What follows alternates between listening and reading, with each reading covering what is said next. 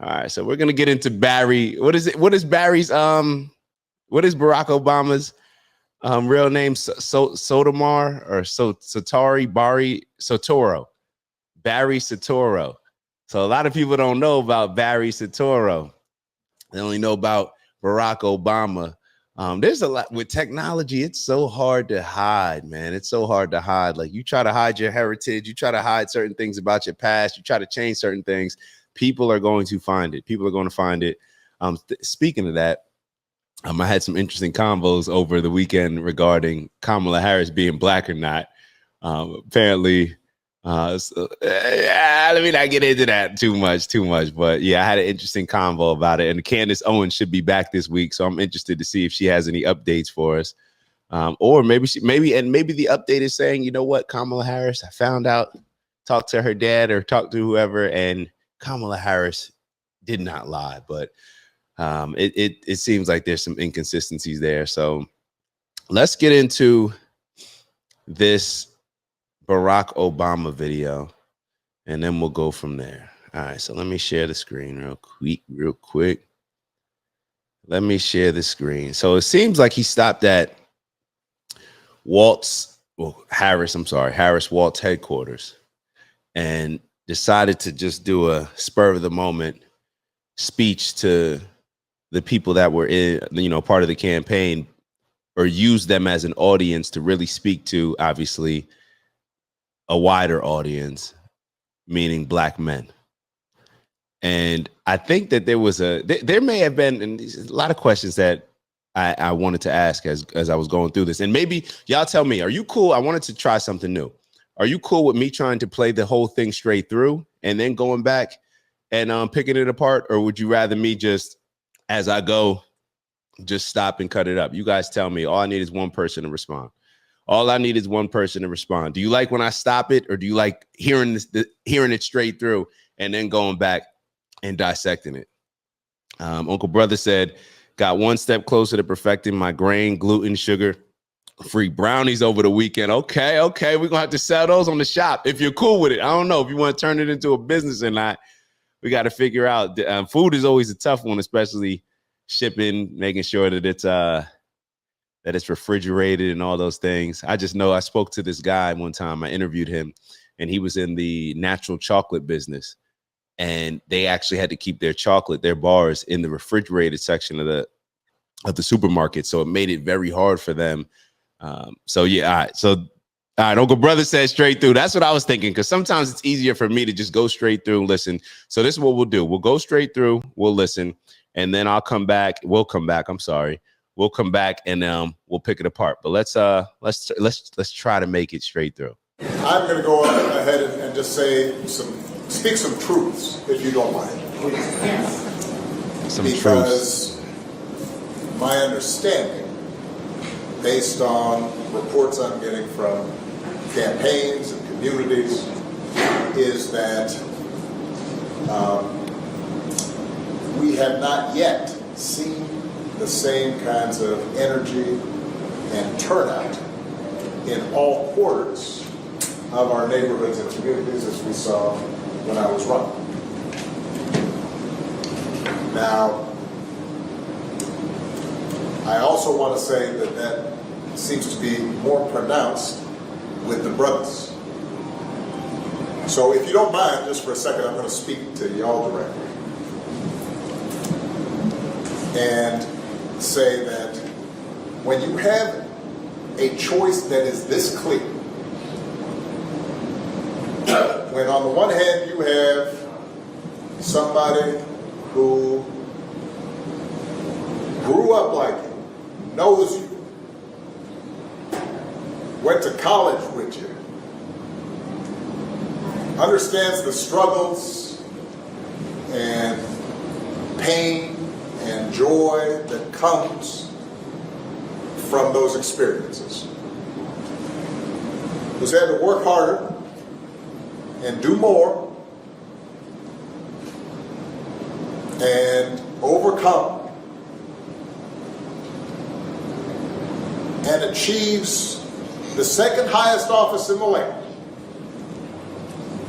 and is putting forward concrete proposals to directly address the things that are vital in our neighborhoods and our communities, from housing to making sure that our mothers and our fathers and our grandparents can afford medicine, and making sure that we are dealing with prices that are too high and rents that are too high, and are committed to making sure that we maintain the Affordable Care Act so everybody's got help here, and cares about things like education and entrepreneurship in our neighborhoods. And that's on one side. And on the other side, you have someone who has consistently shown disregard, not just for the communities, but for you as a person. This is so hard. And you're thinking about sitting out?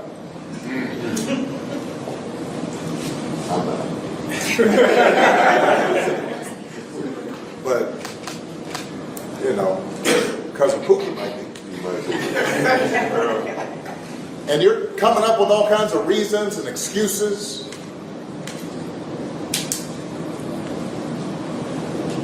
I've got a problem with that. Because part of it makes me think, and I'm speaking to men directly now, part of it makes me think that, well, you just aren't feeling the idea of having a woman as president. And you're coming up with other alternatives and other reasons for that. And so now you're thinking about sitting out or even supporting somebody who has a history of denigrating you because you think that's a sign of strength, because that's what being a man is, putting women down. That's not acceptable. Oh my That's not. This shouldn't even be a question. Yo. Or have served. No, Has been the. you stop right there. That's enough right there.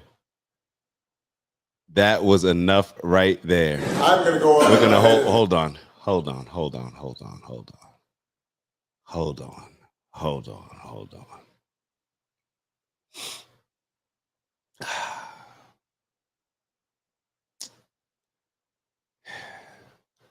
Yo, that was so embarrassing. Very hard to get through.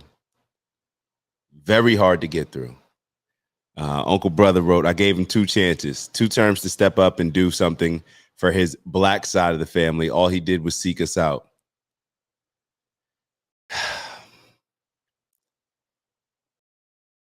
This was like the equivalent of a little kid throwing a temper tantrum. Of a little kid. This was, you got problems in, say you have issues with certain kids in the classroom, and you decide to try to pick on the people that are actually supporting. You know how, like, put it like this, you ever been in a situation, you see it in movies all the time, where another group of kids or another kid that you got an issue with, but you're scared to address those other things and address those other people in a certain type of way. But then you turn to one of your friends and be like, man, shut up, I'll beat you. You get one of those things? Because it's like you scared to, well, don't talk to your homie like that. Go talk to the dudes that, go talk to them like that. Go address them with that same energy. This is crazy. The overwhelming majority of black men are still supporting the Democratic Party. I don't agree with it. That's how I know, because I'm getting into conversations with them all the time. I just told you last week I had a long combo with a bunch of my friends from college, and they're still on that whole Donald Trump is racist, he's setting black people back. They're still on that. I'm like, oh, all right, cool. You know what's racist about him? Maybe I'm missing something. And it's the crickets that I told y'all about last week. It's the same cycle. It's the repeated things that are just thrown at us with all the propaganda to try to convince us to get into our emotions that Donald Trump is a racist white man who pushes white supremacy, and he's going to lock us up and put us in chains and shackles and put us back on the plantation. Can you believe that that's really what they're trying to convince? Like, that's how they're trying to convince us to vote for Kamala? Rather than just talking about the things, tell me what you're going to do for me. Respect me enough to the point where you can address me as you would address all these other populations simply by identifying the areas that I'm looking for change in, whether it's policy changes or implementing other things. That's what politicians do when it comes to other groups. It's like, okay, what does that group want? What is that group fighting for? What's important to them? Okay, let's figure out a way so we can address those things. So that way we can tell that group exactly what we did. So therefore we can earn their support and earn their vote. But when it comes to black people and when it comes to black men, I guess we're just supposed to get on board. We're just supposed to, I guess, do what maybe now happens all the time with the single mothers raising the families. We're supposed to just, we're just going to follow black women. She's a black woman. Just follow her. She shouldn't have to prove herself to you. Nah, it doesn't work like that. We are not our parents' and our grandparents' generation. And yesterday, I don't know if y'all saw it, I reviewed the first half of Malcolm X's The Ballot and the Bullet speech, The Ballot or the Bullet speech. And as I'm listening to it, I'm realizing more and more that things were so racialized at that point in time. They are still using the same tactics to try to appeal to black people that they were using back when Malcolm X was giving speeches like The Ballot or the Bullet in the 60s. The things that he's talking about. And what's so funny is if you listen to that speech, he's calling out the liberals that try to act like they're our friends, but do absolutely nothing for us in the end. He's calling that out in the 60s. And this is the same thing that the young black men, I guess, that Barack is referring to, are calling out now. And you know what's so funny about it? Hold on, let me show y'all this before we get into Barack's post. Let me show y'all this. I thought this was hilarious. And this goes back to the same thing that now when they want to add race into it and make it all about race, this is the same thing why when Byron Donalds was up on the Breakfast Club, they're going to stop and do what Envy did and say, like, wait, is your wife black? And he's like, nah, but what does that have to do with me celebrating the achievements of black families and recognizing the importance of having a black father in the household? And look at this. Hold on, look at this. This is the question. This is the question that I have. Hold on. Was a white husband. Hold on. Listen to this real quick. I just got a question real quick. Let me turn this up a little bit. We just got a question. Me and my man right here, we just got a question. Kamala chose a white husband. Why can't black men choose a white president? Kamala chose a white husband. Why can't we choose a black president? Hold on.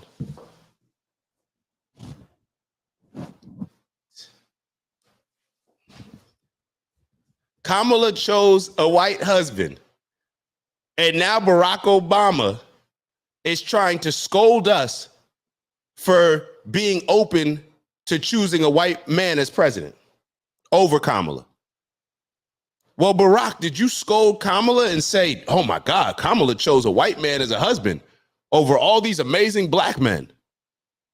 Did you do that, Barack? I didn't think so.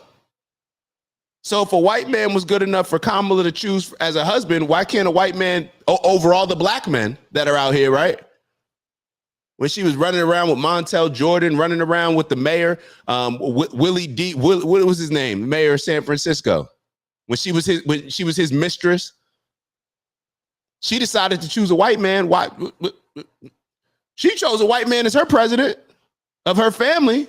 Why can't I choose a white man as president of the United States of America? I'm just asking, because you're scolding me as if I owe to my heritage, to the people that came before me, I owe it to vote for Kamala. Let me get to some of these. Let me get to this comments real quick. Uncle Brother said, oops, sell us out. My bad. Uncle Brother said, oh, and there was no audio from the speech when I went back to see what I missed. Oh, shoot. Hold on. I got to make sure that I'm all right from the video. All right. So I was using that's why I went. See, that's why you got to try the new platform. So if there was no audio, then I got to definitely go back and check that out. But Willie Brown, Uncle Brother, no, Willie Brown, when Kamala was Willie Brown's mistress, but she chose to go in a different way. So now let's go back to this speech. Let's go back to this speech and let's dissect it, because I wrote down a whole bunch of notes just as he was blabbering. And I want to address these. I definitely want to address these. And y'all tell me the points that y'all had issues with as well. Y'all tell me, but let's go back. I'm going to go ahead and just speak some truths. To speak some truths. Like the entitled arrogance that these politicians get from us putting them in office. The entitled attitudes and arrogance of these politicians that we put in office, that we vote for. Barack, sorry, but bro, you maybe you should go back and review how you were put in office and the overwhelming amount of support that you got from black people, black men and black women. For you to now to act as if, well, y'all gave it to me. Now y'all owe it. Y'all voted for me. So now whatever I tell y'all to do moving forward, that's the right thing. When Barack Obama, let's just keep it real, you pushed more LGBTQ agendas than when it came to black issues. But you were running on everybody celebrating the fact that you're black and first black this, first black that. I didn't hear you screaming you were the first LGBTQ or whatever. You don't mind, please. Yes. Because my understanding, based on reports I'm getting from campaigns and communities, is that we have not yet seen the same kinds of energy and turnout in all quarters of our neighborhoods and communities as we saw when I was running. What, like, why does he think like this is so arrogant and so out of touch? Why does he think that Kamala Harris should get the same numbers that Barack Obama got? Barack Obama, first and foremost, Kamala Harris didn't even have an entire primary process. She's still never even done a press conference. She's not you. It wasn't the shock value of, oh, we can have our first black president that everybody got behind. It wasn't all those things. And maybe instead of you blaming black men for not getting the same voter turnout for Kamala as you got, maybe you should blame yourself.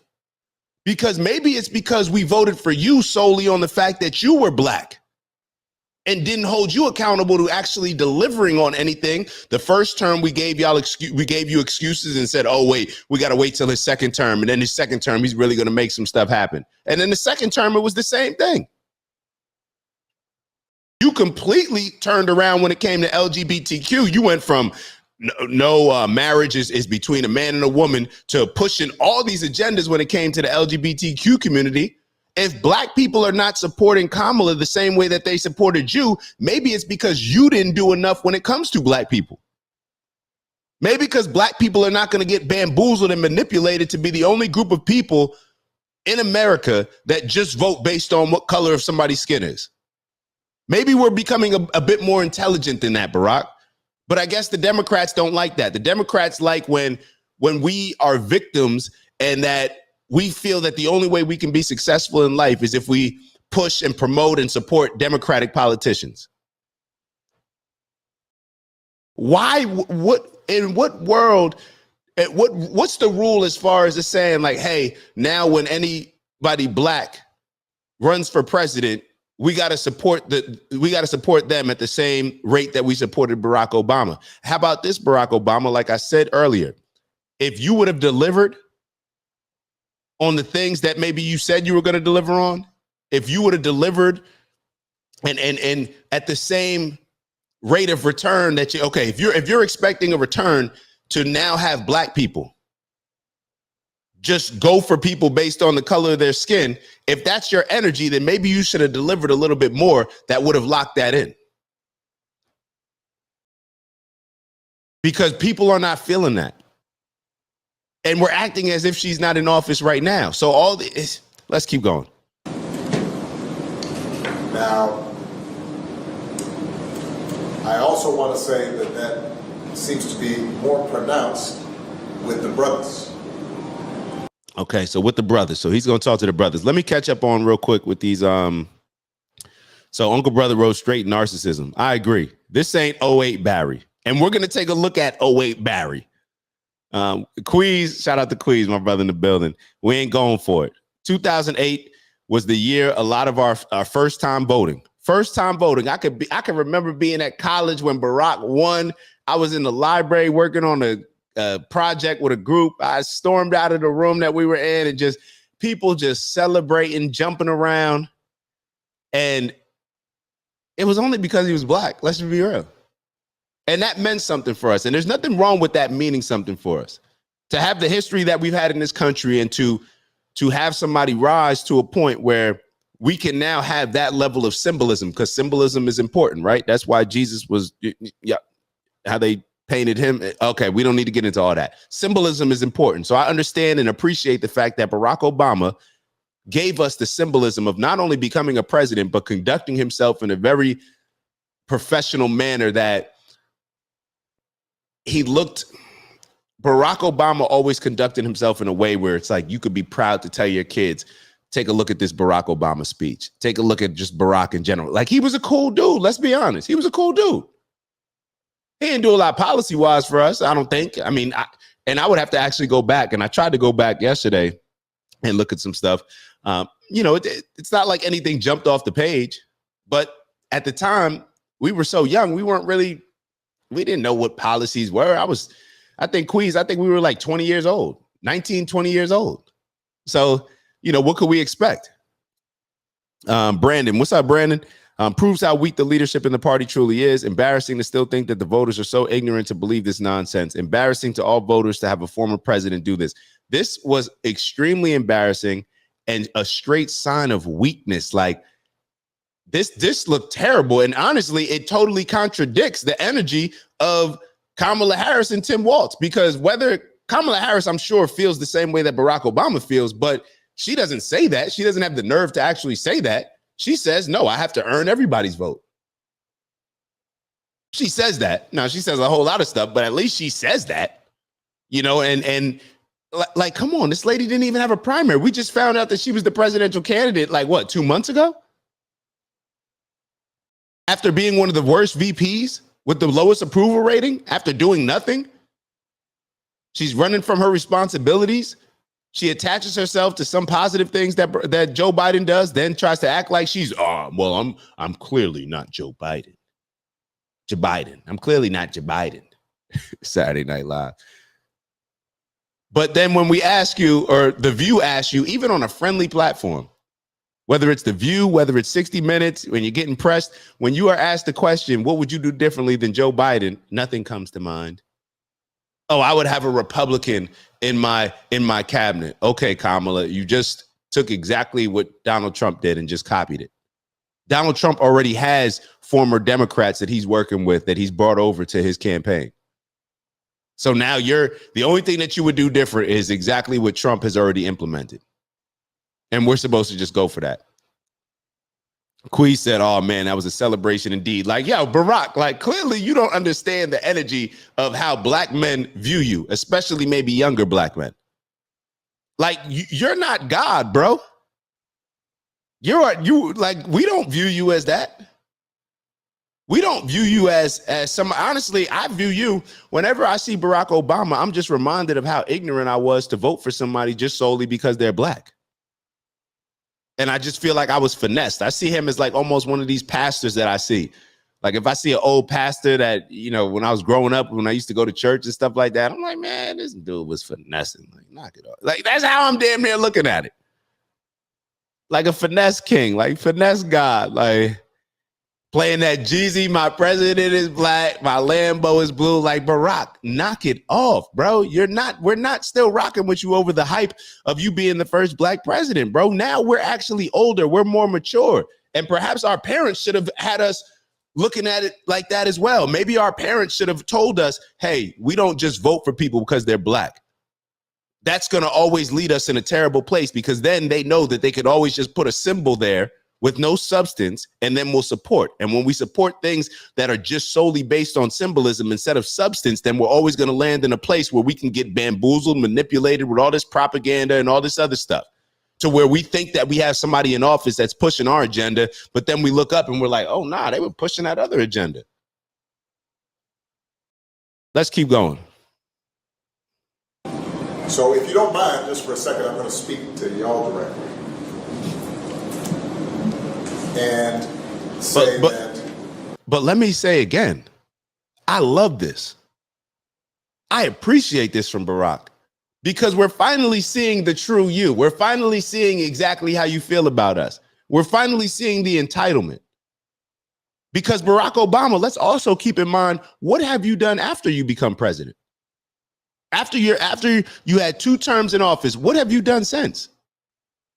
Have you been working with the inner cities in Chicago to fix? We talk about the Middle East. We got the Middle East happening right in Chicago, in the Midwest. Are you trying to fix the streets in Baltimore, in DC, in Philly, in New York? What have you been doing since? You probably were the most popular man, definitely the most popular black man, and probably were uniquely skilled, qualified to be able to go into, he could go into any neighborhood. Imagine if Barack Obama had some Nipsey Hussle energy. Imagine if Barack Obama could instantly shift how black men move in American society. I guarantee it.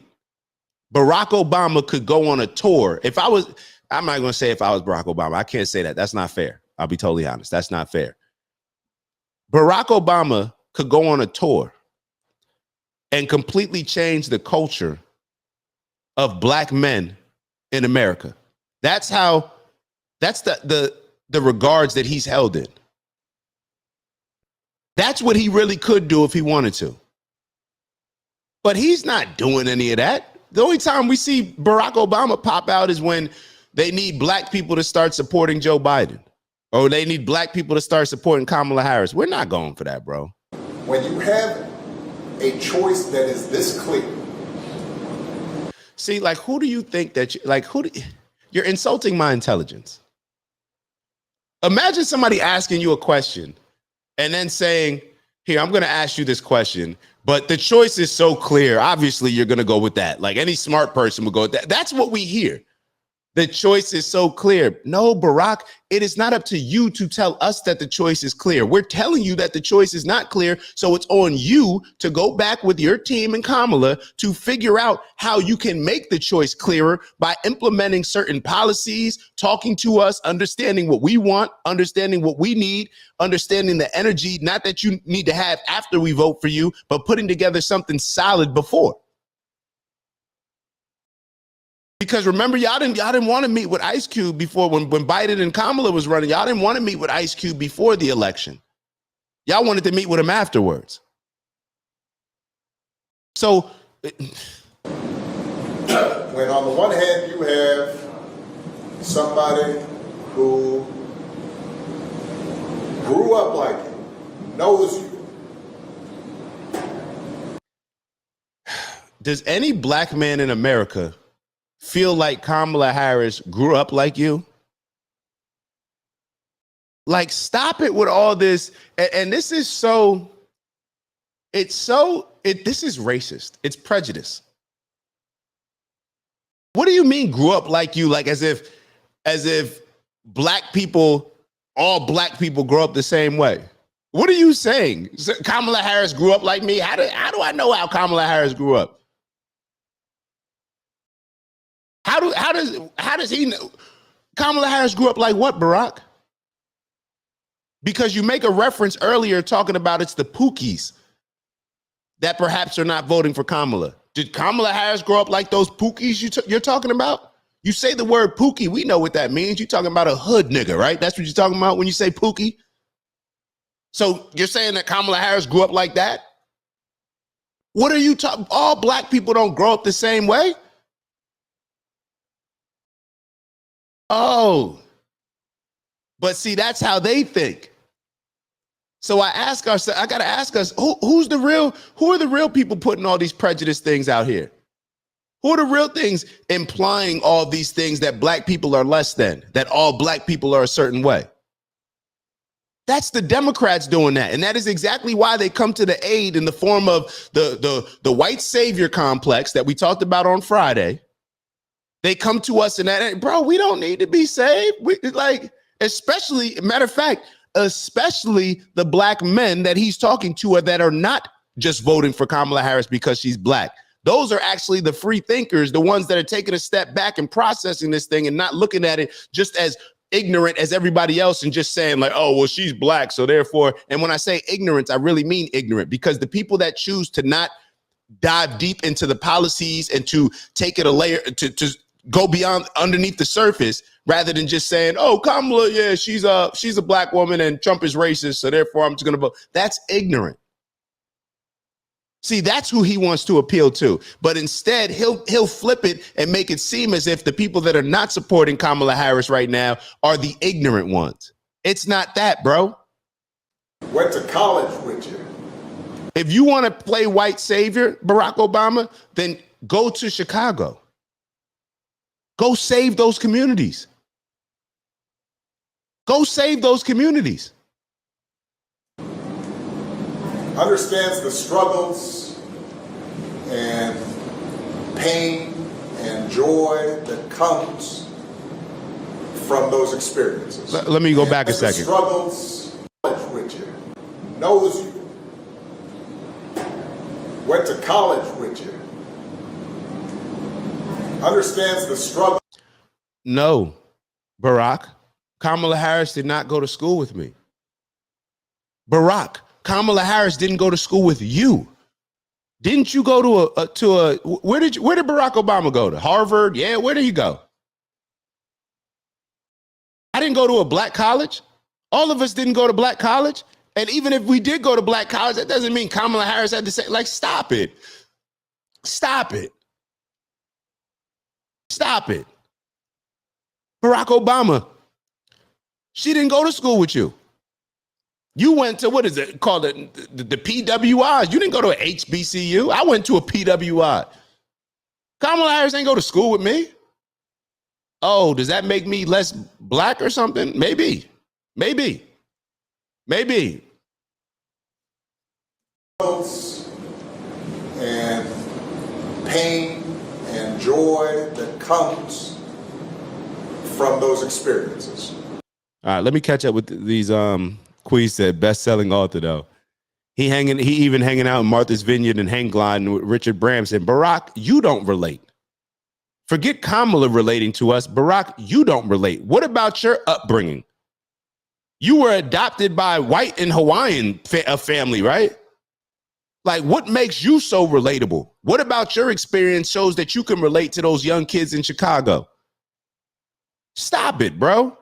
Stop it. This is embarrassing. This is pitiful. This is disgusting. This, like, the nerve for him to even stoop this low. I'm not a Barack Obama fan. I'm not. But for him to stoop this low, even this bothers me to the point where I'm like, bro, you're tarnishing your image here, bro. You're tarnishing your image.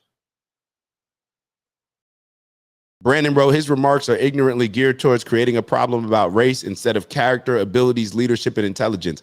Why are we still, you know what? And this is, I'm glad that you said that, Brandon, because as I was listening to the speech yesterday with Malcolm and the Ballad of the Bullet, Malcolm kept talking about black nationalism. And it was a time where, you know, it was a real, obviously racially dividing times in the 60s. But how he started off that speech was very interesting. He said that we're going to leave our religion in the closet of our homes. We're not going to bring our religion to the table. And the reason why he said this, he said, when us as he was talking to a bunch of black people coming together and uplifting the black community. And he said that when we lead or when we involve religion, because we all have different religions, then it's not going to allow us to work together. We're going to be fighting amongst our differences rather than coming together on the things that we share in common. Think about it relating down to now. Think about how that relates to now. We are so focused on race that it clouds our judgment when it comes to the other things that we should be prioritizing, in my opinion. I told y'all before, my people is not determined by the color of people's skin. That's not what I mean when I say my people. My people in my personal life, I'm just telling y'all, my people in my personal life are determined based on principles, morals, values, and integrity. The people that I align with based on that. I'm not sitting here saying that only people that have A+ principles, values, morals. No, I'm not saying that. I'm saying the ones that align with however I see my principles, morals, values, and integrity. It may be a D to somebody else, a C+ to somebody else. Whatever I see my principles, morals, values, and integrity as, that's how I'm selecting my tribe. And that's how my tribe just naturally and organically ends up selecting me. That's how we come together. Stop this, bro. Like what are you trying to create? What are you trying to create? Shout out to Melanie Dennis. Melanie, welcome to the show. Welcome to the network. Melanie wrote, there are so many sellouts to humanity. It doesn't matter who you are, where you come from, how you identify, or what part of stage you are in life. And it's unfortunate. This is bad. He is selling out in the biggest way, Uncle Brother wrote, don't get it twisted. Barack's birth mother is white and his father is straight Kenyan. He lived in Hawaii with his mama and stepdaddy. Yeah, that's your upbringing. Your upbringing was in Hawaii. And let's be very clear. If your birth mother is white and your dad is Kenyan, Kenyan is not Black American, bro. Just because you're Kenyan, like so the person growing up in Nigeria has the same experience as a little kid in Chicago or a little kid in the Bronx or Kamala. Like everybody has totally different experiences, especially when we're talking about somebody Kenyan. Stop it, bro. That's like white Americans and Black Americans probably have more in common than a Black American with somebody in Kenya, their experience. Let's just be real. I have plenty of white friends that we got to stop this. We got to stop this. Just because somebody is a similar skin color in Kenya does not mean that they have the same experience that we have in America. And maybe the Kenya experience is more similar than a Black person in America having a similar experience to white America. I don't know. But what I'm saying is that they're not the same. It's not the same. Let's keep going. Uncle Brother, he's as much as the fraud as Kamala. It's coming out. And this is why I'm happy about this. Let me be very clear. We need more honesty. We need more honesty. I'm proud of, in a lot of ways, I'm proud of proud of Barack Obama for being his true self and saying exactly how he feels. I think it's disgusting, but I'm glad that he did it because I'd rather you show me, who you are rather than to try to finesse me and with the appearance of being something else. Who's had to work harder and do more and overcome. I had to work harder and do more. Yo, stop. Bro, what are we doing? Yo, hold on. I got to look up, what college did Barack Obama go to? What college did Barack Obama go to? He went to Harvard. All right, that's what I thought. I'm glad that he went to Harvard. You want to know why? Because what he just said, listen to what he just said. Hold on. Who's had to work harder. Had to work harder. And do more. Had to work harder and do more. No, Barack. Actually, they're allowing kids in Harvard, the black kids actually get in with a lower test score than the white kids and the Asian kids. So no, Barack, what exactly are you referring to? Now he's getting ready to go into to reach the second highest position in America. Touche. Now let's be honest. Let's be honest. When it comes to Kamala being the vice president, Kamala Harris, we all know that Kamala Harris was a DEI pick. And I don't say that to be disrespectful. I actually was furious when you have a guy like Charlemagne interviewing Joe Biden and saying that, hey, the only way black people are going to support you is if you bring on a black woman as a vice president.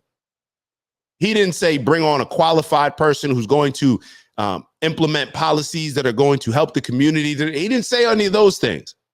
The qualifications were black woman. That I was furious about that. First off, why are you even saying that? Why are you even saying that if it's behind closed doors and y'all are saying like, yo, we bring somebody black woman, we need somebody.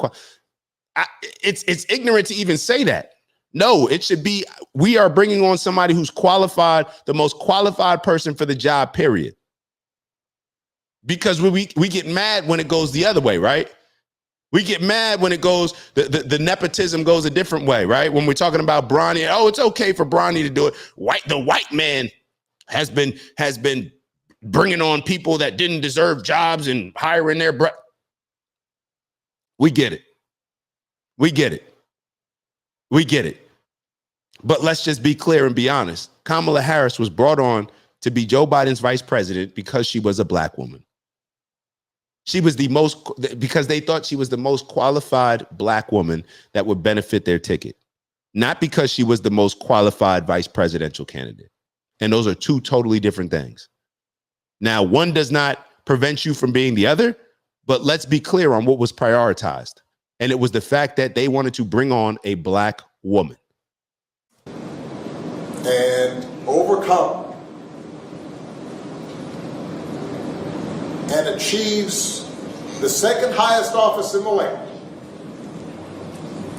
and is putting forward concrete proposals to directly address the things that are vital. Is putting forward concrete proposals. Barack, she's in office. She doesn't have to propose anything. She can actually implement things. And for all those that are saying, well, she's the vice president, she's not the president, so therefore she doesn't have as much power. When she was asked if she would do anything differently than Joe Biden, she said nothing comes to mind. And she said this on multiple interviews. You're not going to finesse me. And people can say, well, she can't say, well, it is what it is. That's what she said. So I'm supposed to believe certain things that she says and then kind of figure out, the hidden message behind other things that why she can't say certain things. No, I'm not doing that. Stand on what you stand on. This is why I'm actually cool with Barack. I'm celebrating Barack.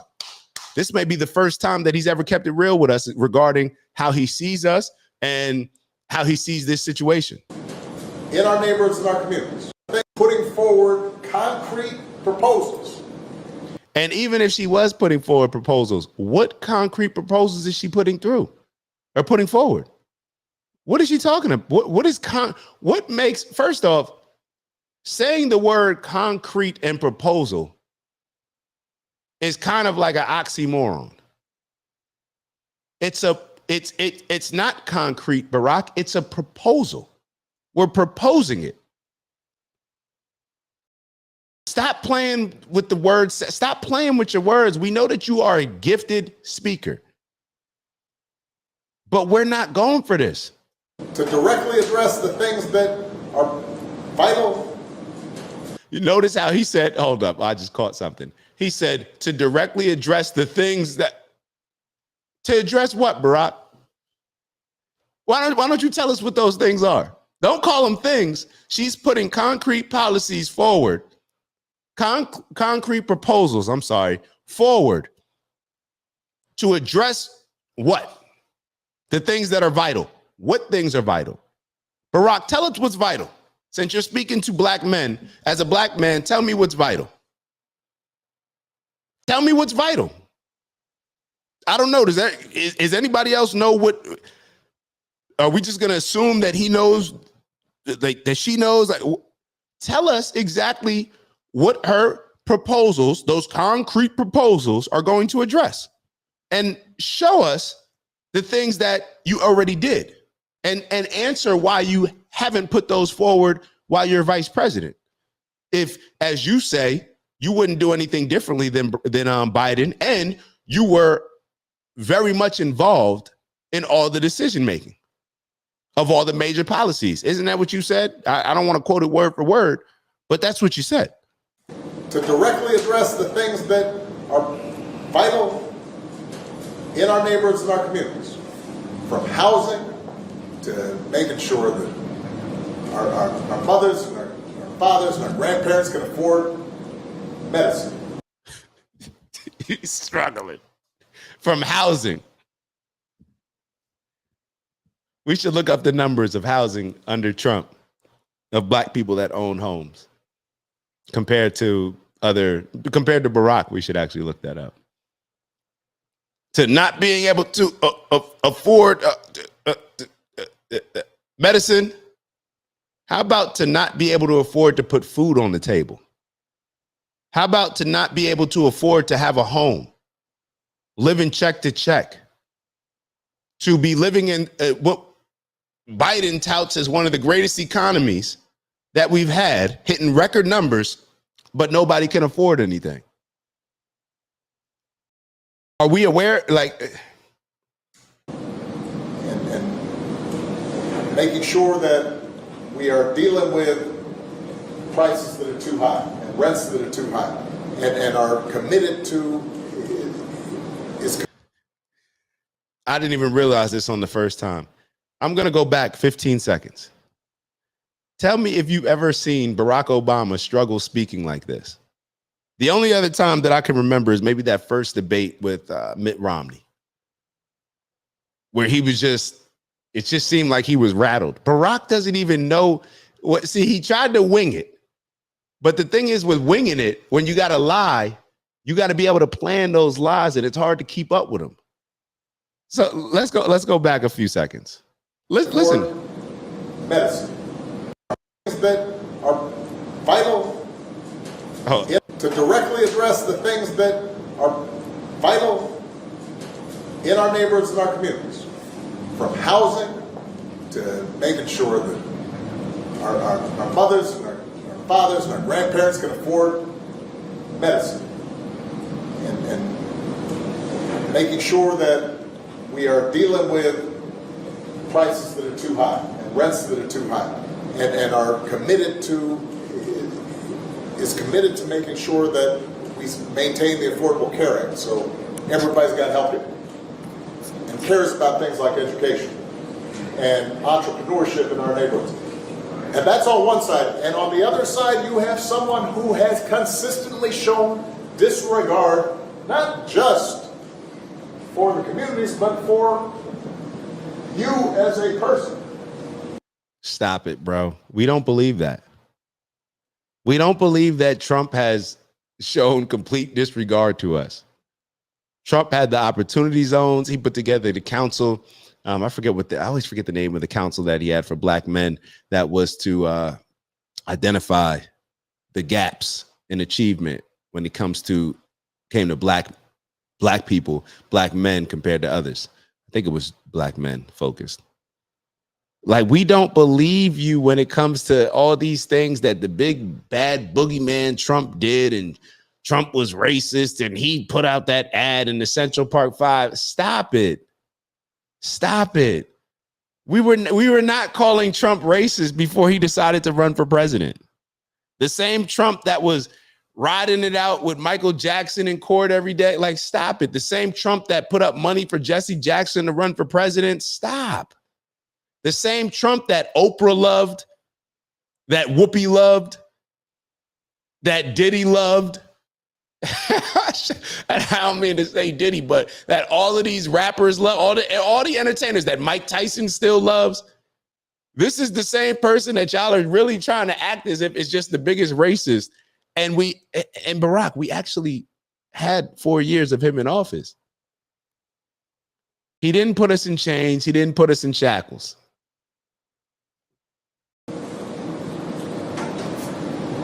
And you're thinking about sitting out?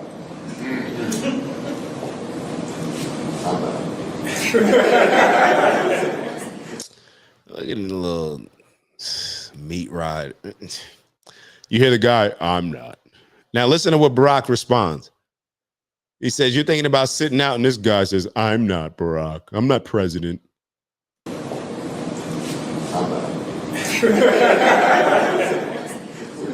But, you know, Cousin Pookie might be. He said, Cousin Pookie might be. This was probably the most disrespectful line of this entire thing. This is probably the most disrespectful line of this entire thing. Listen to what he just says. The guy says, I'm not. He says, you thinking about sitting out? And the guy says, I'm not.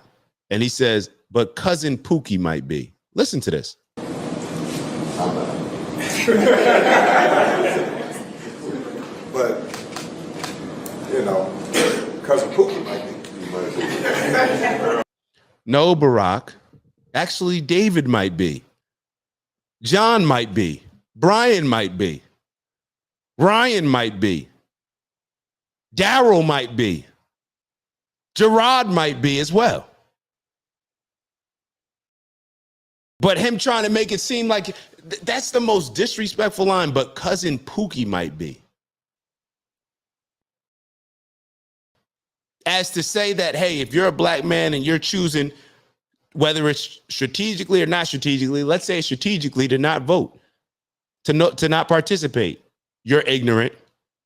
Or if you're deciding to not vote for Kamala, you're ignorant. Like we're going to call you a Cousin Pookie. Stop, bro. This is so, this to me was one of the most disrespectful lines because that's what they try to do. They try to make it seem like the black men that are not supporting Kamala are the ignorant ones.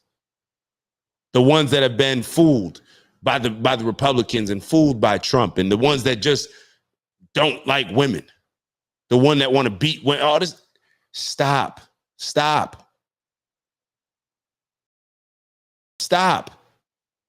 And this is why all these, even the Michael Eric Dysons, even Van Jones, they came out and criticized Barack Obama for this. Said, "Yo, this ain't it.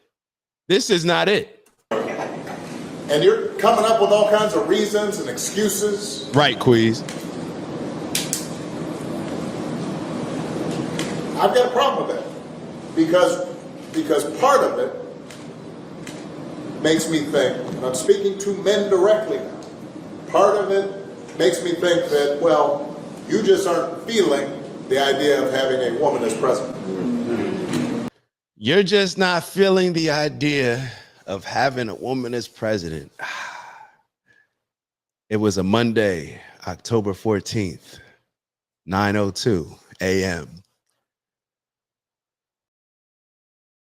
where Dak decided to say something that could get him in trouble. Let me be real.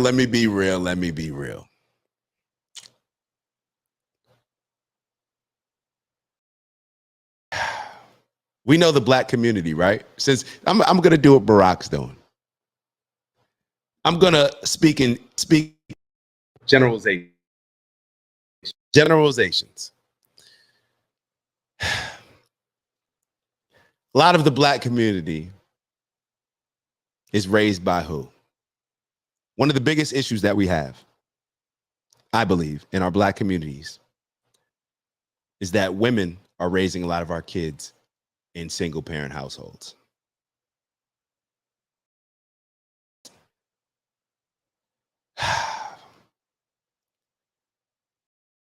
If black men do not want to vote for this black woman, then maybe that's based on the interactions and relations that they have with black women in their lives. Because if the roles were reversed,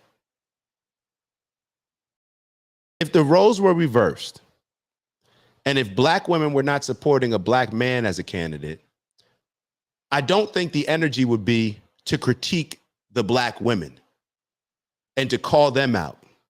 People would be scared to do that. I think the energy would be more so like, not even the black women want to support this particular black man. And let's take a look at the reasons why. But when it comes to Kamala and Barack Obama, he's going to chastise black men and say that, oh, we just don't want to support a black woman.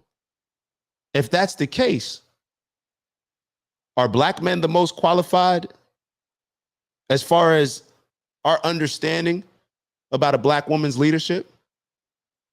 Because a lot of black men have grown up with black women in those leadership roles in their households. I'm not supposed to say this, right? This could get me in trouble with all the sisters, right? Okay. The point that I'm making is that we are looking at it only through one lens. And it's a lens that it would not be the same if the roles were reversed.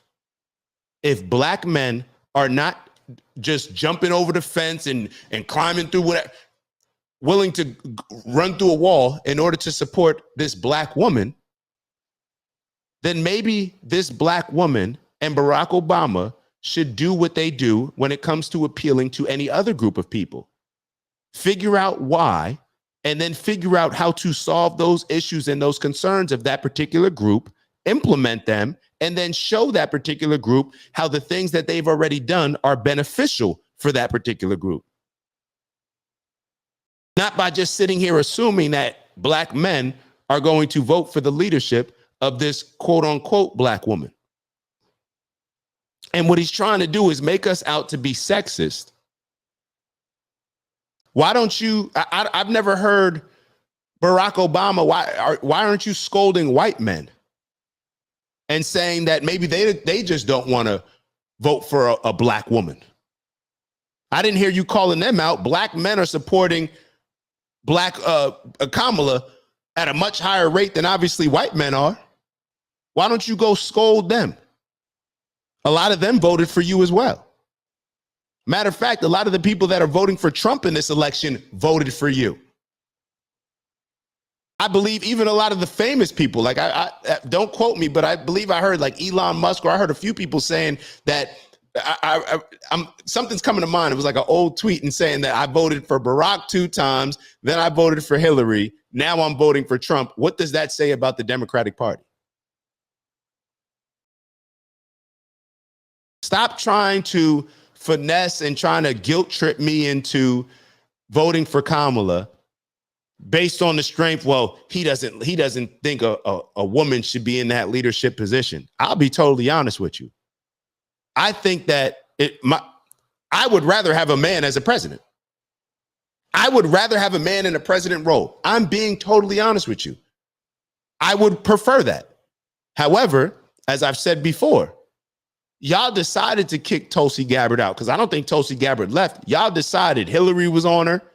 All y'all pretty much kicked her out the Democratic Party. I would have voted for Tulsi Gabbard. I could easily vote for as a president based on her experience, the things that she calls out. Matter of fact, one of the reasons why I like her is because she called out Kamala on her BS in that debate. But let's not act like black men compared to other groups of men now just don't like women, and we're the group that's not just going to support women. It's probably quite the opposite. More black men probably are okay with having a woman in a position of power than it comes to all these other groups, if we're being honest. No, it's because Kamala Harris is not the woman that we want to stand on voting for. A lot of these black men voted for Hillary.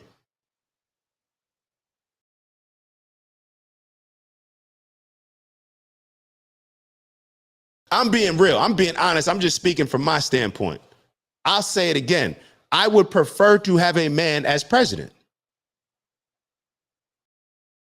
Maybe I shouldn't say that. Maybe I'll change based on that. But I'm just saying based on my experience. Based on my experience. But like I said, I'm totally open to, look, it's not going to, my preference is not going to cloud my judgment as far as based on whoever's presented to me. If Tulsi Gabbard was running against Joe Biden right now, I would vote for Tulsi Gabbard. Wouldn't even be a hard decision. If Tulsi Gabbard was going against, I don't know, a lot of these people, if Tulsi Gabbard was going against damn near Trump, I would be considering voting for Tulsi Gabbard. Probably will be leaning towards Tulsi Gabbard. I like Tulsi Gabbard. I like Jill Stein. I would vote for Jill Stein for president. Based on things that I've seen. Now, she's a little bit too progressive in certain areas for me, but I think that she's a good person. When I heard her speak, I think she's a good person. I think she's a courageous person. And I think she has real plans of implementing certain things that would benefit most Americans. Now, I don't know if she would be able to do it, but I would definitely consider. Matter of fact, I'm trying to think of anybody else that I think. Definitely Jill Stein, and I don't know who else is running, but definitely Jill Stein, Tulsi Gabbard, just not Kamala. Let's keep going on with this. And you're coming up with other alternatives and other reasons for that. And so now you're thinking about sitting out or even supporting somebody who has a history of denigrating you? Are we talking about what history of denigrate? Like this? It's getting old, bro. Y'all are not fooling us with the boogeyman under the bed. Trump is a racist. We're not going for that. Y'all have to come with something else. You can't just criticize your opponent. You have to tell us what your side has done. Stop just criticizing and making up stuff when it comes to Trump. We already gave y'all one election off of that. Biden was in office. Now you think you're going to use the same playbook and we're going to go for the same thing? Because you think that's a sign of strength? Because that's what being a man is? Putting women down? That's what being a man is, putting women down. So for all y'all fellas, if you like Trump, it's because you think that being a man is putting women down. If you don't want to vote for Kamala, it's because you think that putting a woman down is that's the type of mindset that you have.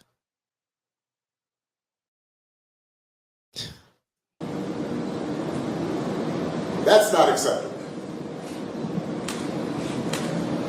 That's not, this shouldn't even be a question.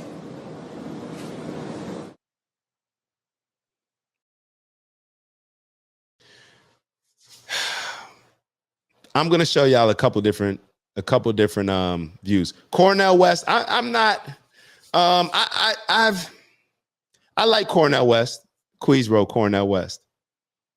Cornel West, I would consider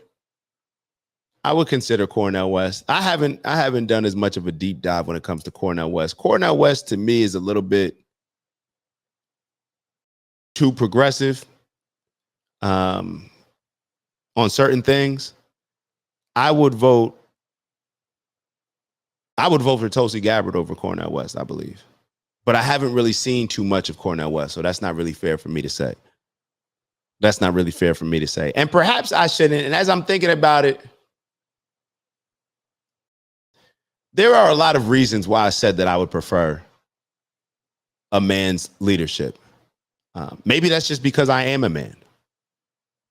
And I prefer a certain type of leadership. And it's just based on my experience. Now, there's exceptions, obviously, to every rule. Now, do I think Tulsi Gabbard is an exception for me? I don't think it even goes that far. So maybe my mindset is not like, I'm clearly not at the point where it's like I'm only voting for a man. No, but if you had a gun to my head and you asked me what my preference would be, I think that I would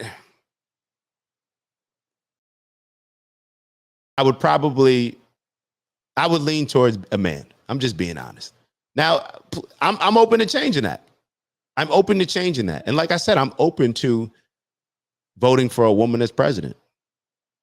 I'm open to it 100%. But it's not because of a dislike for women. It's not because of anything else. Then I think that when it comes to certain leadership positions, men are more overall going to be more uniquely qualified. And I guess I don't even want to sound like, it is what it is, yo. That's what I think. That's what I feel. Yo, I'm just being honest with y'all. I'm just being honest with y'all. So maybe more people should be honest. I don't know. It is what it is. But why I'm not voting for Kamala is not because she's a woman. It's because she's Kamala. It's because she's with the Democratic Party. It's because she's with Biden. It's because they made nothing but promises and they want to run on all this other BS that has nothing to do with actually implementing real plans and real policies in order to do the things that I want to be done. So, and I also have a huge, I can't stand the Democrats because I feel like they've been fooling us just since the time I told y'all. I just listened to Malcolm X's speech yesterday, the Ballad of the Bullet. How is Malcolm X calling out the very same things with these white savior complexes, with the Democratic Party, with these liberals that claim that they're our friend, that want to give us all these programs that are really just crippling us? It's the Lyndon B. Johnson approach. So it is what it is. Let's go look at a couple of these other videos. Hold on one second.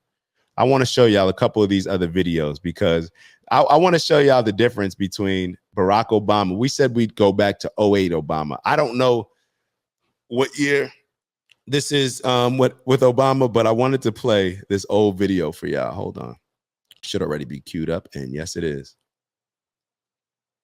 Barry going out sad supporting Kamala, man.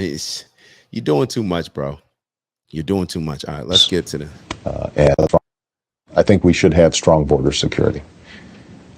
It doesn't make sense for us to allow hundreds of.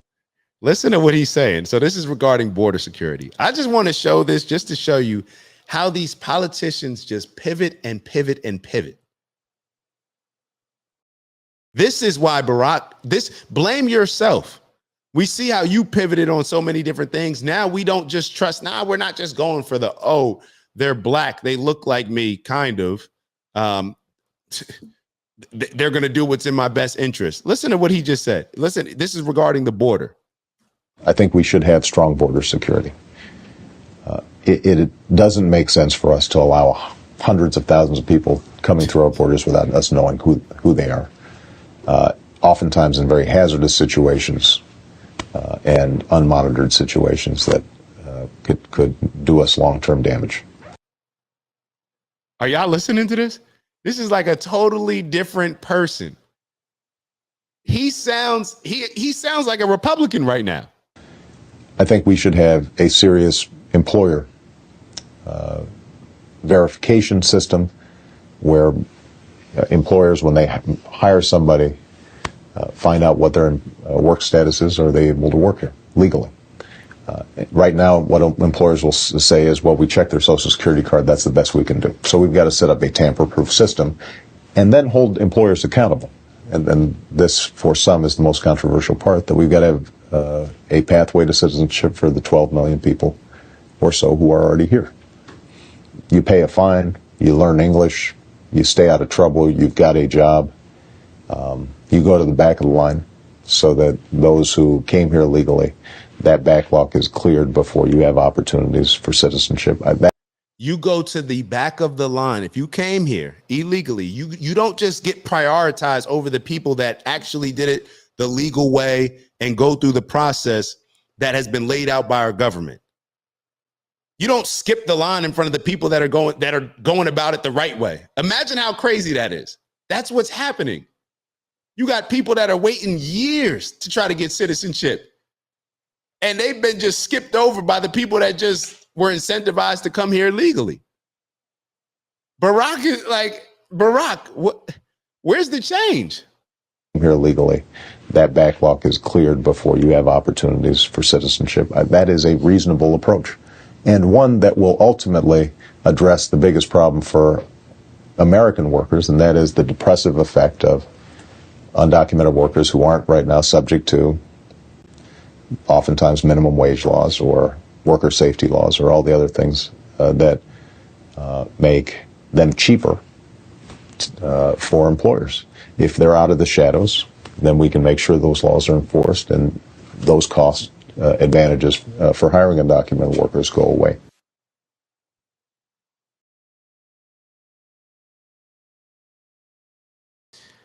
Totally different Barack, right? Totally different Barack. These politicians switch up when they need to. Like this slimy. Let's look at this. I thought that this was funny. This is why they're panicking. This video right here is why the Democrats are panicking.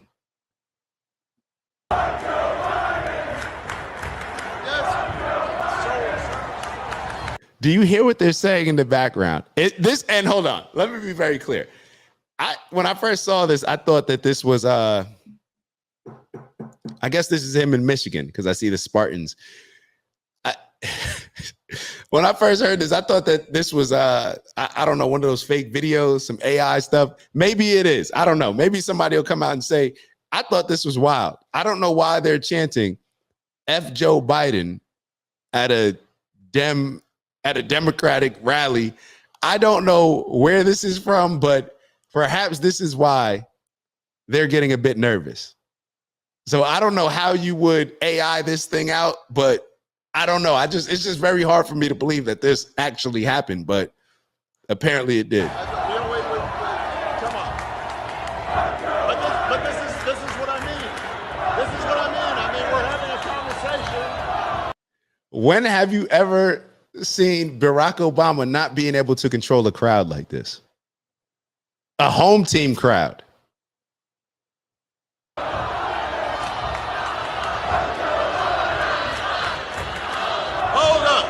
Hold on a minute.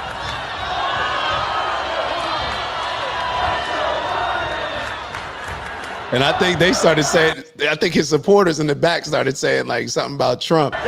This is crazy. Listen, everybody. Hey, y'all up there, pay attention.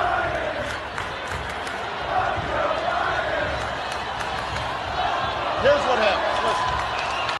And let me be very clear. First off, y'all Democrats need to stop disrespecting Joe Biden. Y'all acting like Joe Biden didn't save y'all. Joe Biden came out of retirement. Hillary couldn't get the job done. Joe Biden came out of retirement and beat Donald Trump. So I don't know. I mean, if you're saying F Joe Biden, how can you say F Joe Biden without having that same energy towards Kamala Harris? I don't know. All right, so let me show y'all now this. I wanted to go over to show you this speech with JD Vance, this interview. It's Dak. Just want to thank you for checking out our video and visiting the OG Network. If you enjoyed the video, please make sure that you give us a like. And if you're looking to join a community of inspired individuals striving for purposeful abundance, subscribe. And if you're feeling real generous, share the video with some friends and family. All right, I'll see y'all soon. Ew.